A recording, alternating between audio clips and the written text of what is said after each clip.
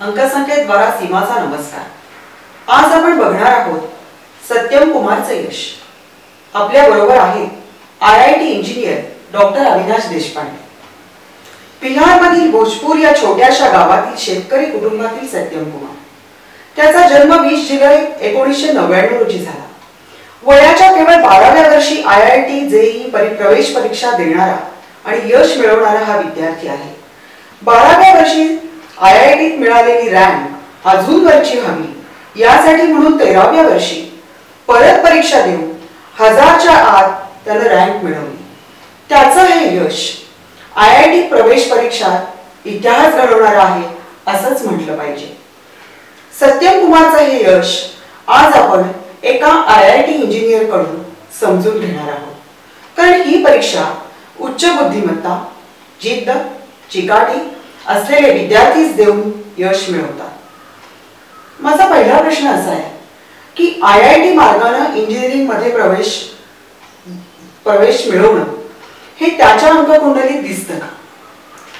नमस्कार प्रेक्षक, आज आपण अंकसंख्येच्या भागात बोलत आहोत की IIT सारख्या परीक्षेत जायचं असेल किंवा इंजिनिअरिंग मध्ये थोडक्यात क्षेत्र करायचं असेल एखाद्याला कार्य, तर त्यांनी कुठलं फील्ड निवडावं हे त्याच्या जन्मतारखेनुसार ठरतं असं आपण मागे काही एपिसोड्समध्ये बघितलं।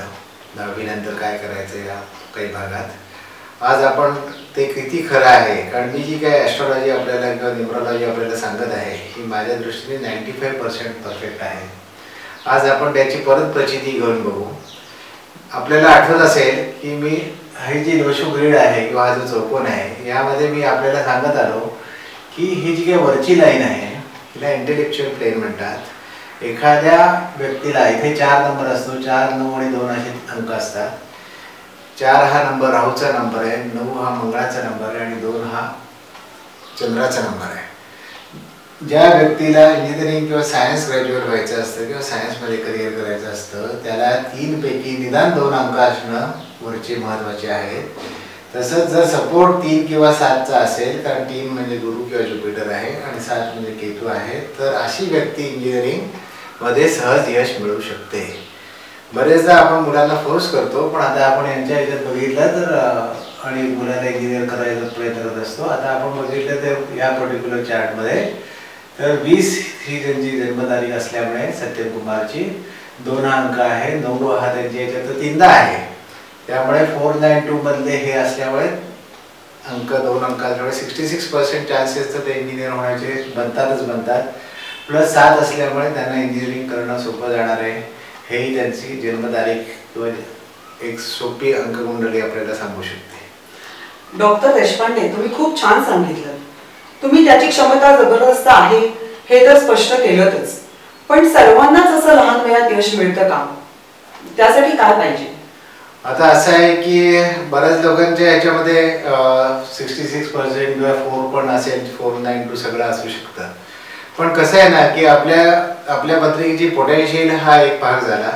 दुसरा महत्त्वाचा भाग कसा आहे की आपण कुठल्या मार्गाने चाललो किंवा आपण मार्गाने जात असताना आपल्याला रस्ता कसा आहे। आता आपण समजा एक एक्झाम्पल म्हणून असं धरू की आपल्याकडे एक चांगली गाडी आहे, तिची क्षमता खूप चांगली आहे, BMW वगैरे, म्हणजे आता कुठल्या कंपनीचं असं नाव धरू नका, आपल्याला असं म्हणायचं की एक चांगल्या हॉर्स पॉवरची, चांगल्या कपॅसिटीची, ज्याची क्षमता चांगली आहे, वेग घेऊ शकते 200-300 किलोमीटर अशी गाडी आहे। आणि दुसरी गाडी कोणतरी सायकलवाला आहे, तर आपण काय बघतो की आपण कदाचित ते डिस्टन्स 1 किलोमीटर आपल्याला जस्ट ट्रॅव्हल करायचं असतं, पण ते ट्रॅव्हल करताना जर कंजेशन असेल, रस्त्याला जर ट्रॅफिक जॅम असेल, तर कदाचित आपली BMW आपल्या कारमध्ये आपण बसून राहू आणि सायकलवाला किंवा स्कूटरवाला आपल्या पुढे निघून जाईल। तर म्हणजे मग काय की आपली नुसती क्षमता असून किंवा आपल्या चार्टमध्ये क्षमता असून उपयोग नाही। टायमिंग ऑफ द इव्हेंट जे आम्ही म्हणतो ॲस्ट्रॉलॉजीमध्ये की एखादी गोष्ट कधी घडणार आहे आणि त्याला पूरक असं वातावरण असेल आणि जर क्षमता असेल तर त्यावेळेलाच ही गोष्ट घडू शकते।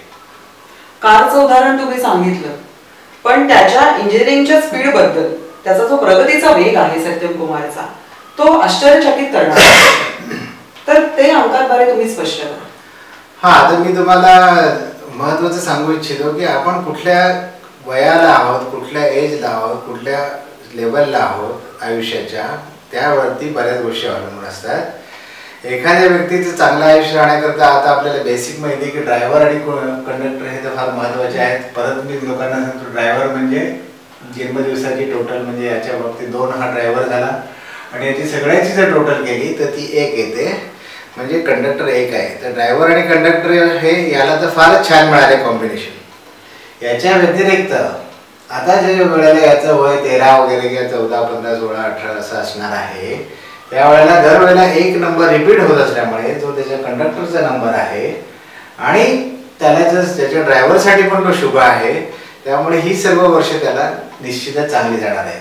त्यामुळे हा यश प्राप्त करतच जात होता. आता आपण असं बघू की प्रत्येकाच्या आपण जेव्हा जन्मकुंडली अशी जेव्हा मांडतो तेव्हा इथे परत मी सांगतो 4, 9, 2 असे नंबर असतात, 3, 5, 7, 8, 1, 6 असे नंबर असतात. जे नंबर आपल्या इथे आहेत ते आहेत, जे नाहीत ते नाहीत. पण काय होत असतं एखादा इव्हेंट किंवा एखादी आम्ही असं म्हणतो प्रत्येक अंकाला एक निगडीत अशी एक ऊर्जा आहे आणि ती ऊर्जा आपल्याला कधी प्राप्त होते हे फार महत्वाचं आहे. आता यासाठी आपल्याला पर्सनल इयर म्हणजे काय हे समजून घ्यावं लागेल की मला हे वर्ष कसं जाणार आहे ॲज अ विद्यार्थी म्हणून. हे जर आपण जाणून घेतलं तर पर्सनल इयर 2013 म्हणजे काय आहे तर आपण बघतो की 2013 मध्ये 20 आणि त्याची जन्मतारीख जी आहे 20/7/2013 असं आपण लिहिणार आहे. हे जे वर्ष आहे 1999 ते आपण 2013 रिप्लेस करणार आहोत. हे रिप्लेस केल्यावर काय होतं की 20 + 7 + 6 म्हणजे 33 येतं. म्हणजे याचा पर्सनल 2013 हे याच्यासाठी पर्सनल इयर्स नंबर 6 होतं. तो 6 आपण इथे इन्क्लूड केलेला आहे या चार्टमध्ये जो पूर्वी नव्हता.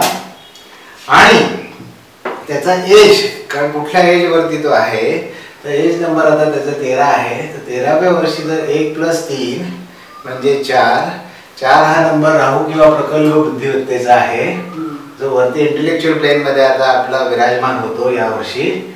आणि 1 आणि 3 नी तो तयार झालेला आहे. म्हणजे 1 म्हणजे रवी किंवा राजा आहे, 3 म्हणजे गुरु आहे. म्हणजे गुरुचा सपोर्ट असलेला गुरुला ज्या सपोर्ट आहे अशा राजाचा सपोर्ट असलेलं ते ज्ञान म्हणून याला राजमान्यता मिळणार किंवा चांगलं यश येणार हे दिसतं. आता आपल्याला दिसतंय की थोडक्यात या ह्याच्यामध्ये जे मिसिंग नंबर्स होते हे नंबर आपण इथे इन्क्लूड केले तर आपल्याला कळतं की इंटेलेक्च्युअल प्लेन हा कंप्लीट होतो.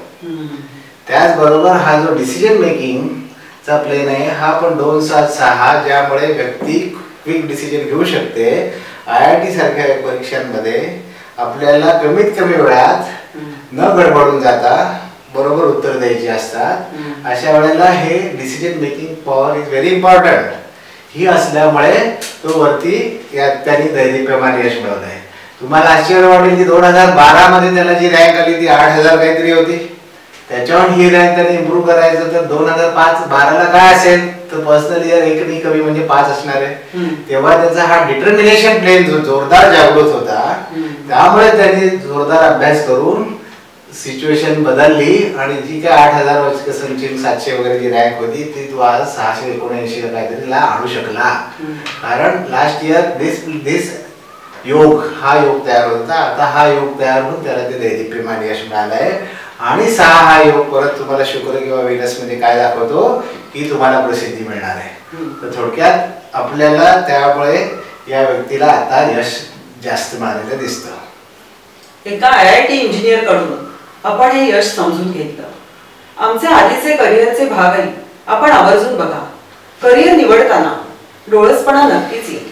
10वी नंतर काय हा प्रश्न सोपा वाटेल. अंकसंख्येद्वारे समाजामध्ये जागृती करण्याचा हा एक प्रयत्न आहे. धन्यवाद.